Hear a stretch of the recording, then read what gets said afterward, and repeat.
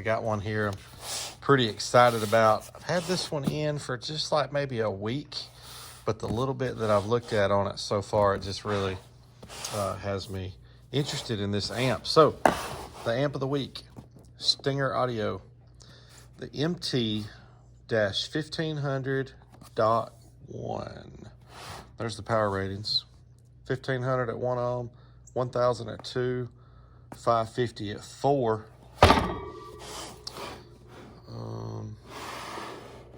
Just show all around the box for those that are interested in that. But yeah, I saw this online and I was like, whoa, Stinger now, that's a good name. They make wire and terminals and fuse blocks and things like that. But let's see what kind of amplifier they make. They make good wire and fuse blocks and stuff. So let's just see. And it wasn't a whole lot of money either. I mean, it was 100 and, oh shoot, I'd have to go back and look. I don't know, 130 or 140. I don't remember exactly. All right, and I have not taken this out of the package yet. I have looked through the paperwork a little bit, but that's it. I have not taken this out of the plastic. Here's a Dyno sheet. That is awesome. We don't see that a lot, but we sure do like when we do see it. Oh man, this is cool too. Look, this was written in with a pen. You see that middle number there is even smudged a little bit. And there's a sticker on here for the serial number. We'll double check, make sure that serial number matches up. But this is cool. I wonder if they dynoed this amp on its own, or if they do one every 1,000 or something like some companies do. But that is written in with a pen. So if they're doing one for every 1,000, you'd think that that would be printed. I don't know. This, look, I like this too. It tells you exactly all power measured at 1% THD and 14.4 volts. So certified at 14.4 is what they're saying these numbers do. We'll find out, because we will be able to get a certified and an uncertified number in our dynos, and depending on where our voltage lands at the end of the dyno, you know, it could be a little more or a little less. But yeah, that's awesome. I love to see stuff like this. What do you get?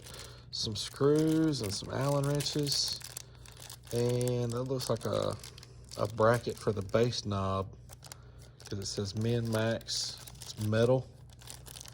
2 Allen wrenches. All right, here's the, oh man, look how small. That could be good though, depending on what you want to do. But look how tiny that bass knob is. Oh yeah, real smooth. You could hide that in a pretty small little spot, as little as that is. And then you've got the bracket. Like you could go through the dash or through a panel with that. It's even got the extra nut on there.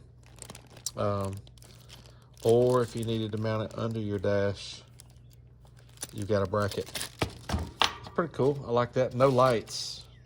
No lights on it, but you know, some people might not want a light. I don't mind a clip light though, I'll tell you that. I like a clip light on the bass knob.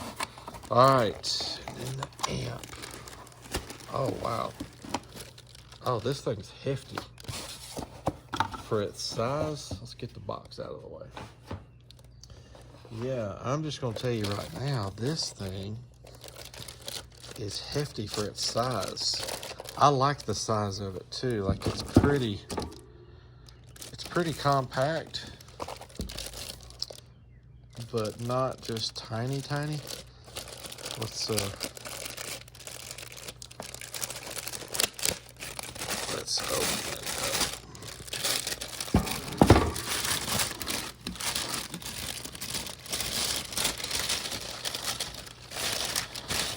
All right, cool.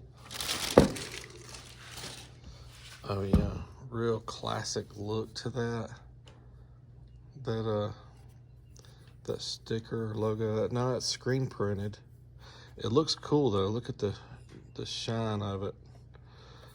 I don't know. And then against the flat, that's a really slick looking amp. Yeah, the size of this thing is awesome. Okay, let's see what you get here. A power light and a protect light that are separate. Remote, input and output RCAs. They are not Tiffany. We do have the metal knobs here. I like seeing the metal ones instead of the plastic, even though I've never had any issues with the plastic ones. It's just nice to see the metal knobs there. So we have a gain, a low pass, a subsonic, and a frequency for the bass boost. Okay, no clip light. All right, we do have nice screw down terminals on this side. I like when they do this, they put, min 1 ohm, because the truth is, let's say 20 years from now, this amp is still going and somebody buys it at a yard sale and there's not much info on it, no paperwork with it. They might not know how to hook it up or what the lowest impedance is. So I like when they say right there on them. So we got 4 gauge for the power and ground. Looks like an 8 gauge for the remote and the speaker out. So I love the 2 positives, 2 negatives. Okay, let's look at that. That bottom has that serial number. That's it. It's the right serial number. All right, yeah, I'm excited about this little thing. So it's looking like this is going to be an amp that does its rated power plus. We love that. Let's look at this owner's manual real quick. Looks like we've got a troubleshooting card that could be handy. All right, and then so here's the MT series. There's a 700, a 1000. We've got the 1500, and then there's also a 2000.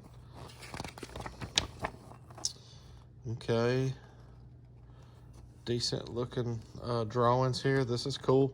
It goes into a little more detail about each of the controls. I like that. Okay, some specs. Here's the 2000 and the 1500. So again, it lists here RMS power ratings listed at less than 1% THD. Does that other one? This one says all power measured at 1% THD. This says at less than 1% THD. But I will tell you this, the difference between 1% and 0.9, you can't even tell.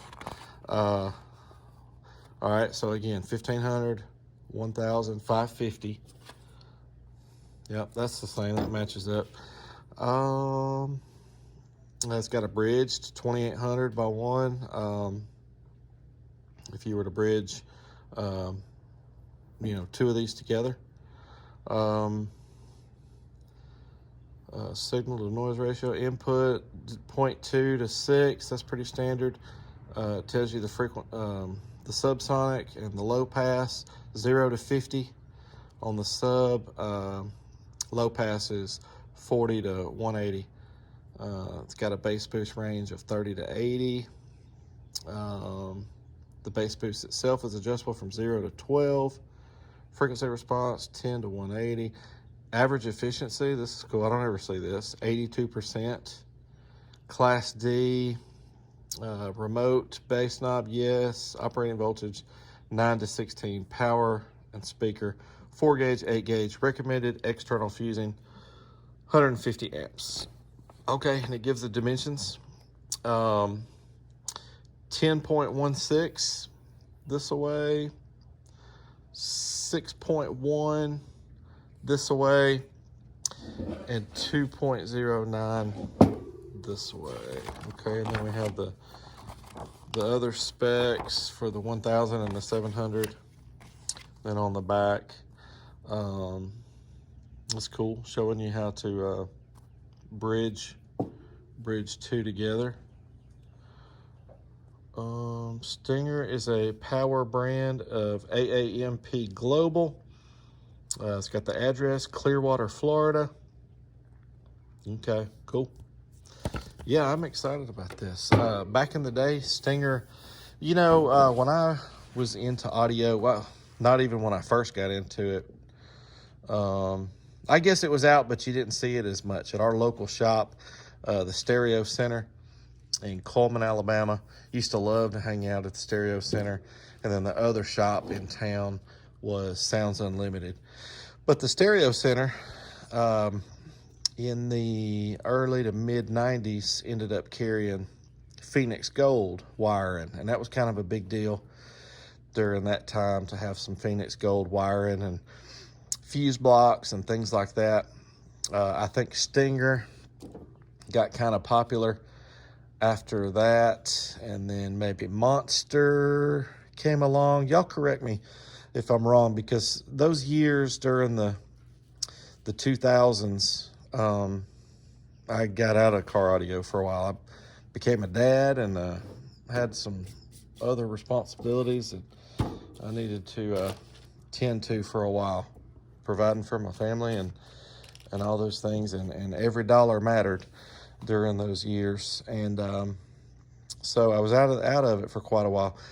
But now it's all about Sky High. Me and my son, we have spent a lot of money with Sky High, buying their wire and their lugs and their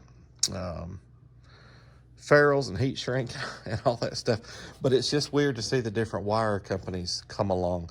But Stinger was, still is. You can still get their stuff. But at one time, it was the go-to, from what I understand. But yeah, when I saw this, because I knew they made good quality stuff, I thought, well, daggone, what's their amps like?